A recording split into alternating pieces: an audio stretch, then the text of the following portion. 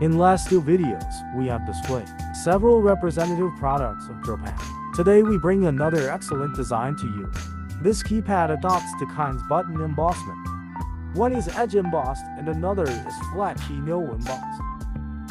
You may see the embossment of outer edge for the edge-embossed type. As for the flat key type, it is flat visually.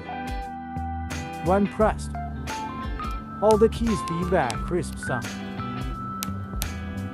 This membrane keypad adopts red translucent window. You can vaguely see my fingers swinging underneath it.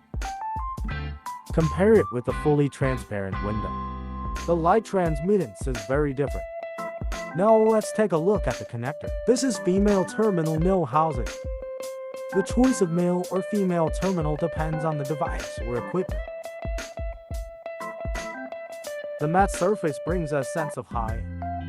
That's all for today. Thanks for watching.